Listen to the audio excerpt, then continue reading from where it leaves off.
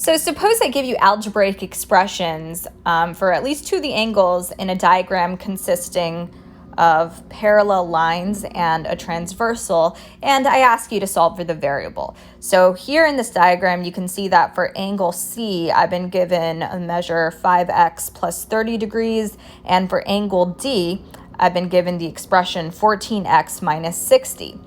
Now, how do I solve for the value of x? Well, first, I have to identify what type of angle pair relationship I've been given between the two angles whose expressions that I have.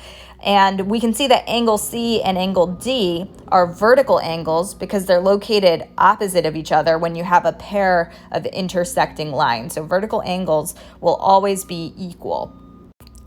Okay, so now I'm going to solve 14x minus 60 equals 5x plus 30. And what we can do to make things a little bit easier for us is just draw a line down the middle. And at this point, our goal is to get all numbers on one side of the equal sign and all variables on the other side. So to get rid of this negative 60, we're going to add 60 to both sides of the equation because adding the opposite will cancel out a variable.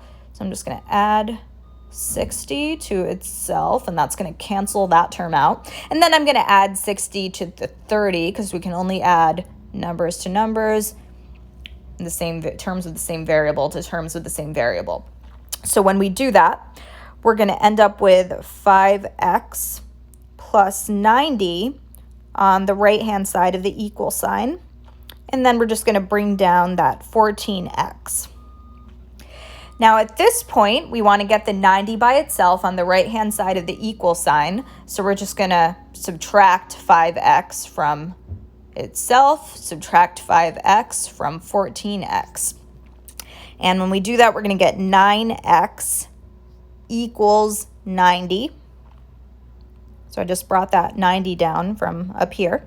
And at this point, you want to divide by the coefficient in front of the variable that you're trying to find. So that would be 9. So we're going to divide both sides by 9. And when we do that, we get x is equal to 10, and that would be our answer. So in general, whenever you're given vertical angles, alternate interior angles, alternate exterior angles, or corresponding angles, you're just going to set the two expressions that you've been given for each angle equal to each other, just like we did in this problem. So notice how we set the measure of angle D, which was 14x minus 60, equal to the measure of angle C because those two were vertical angles.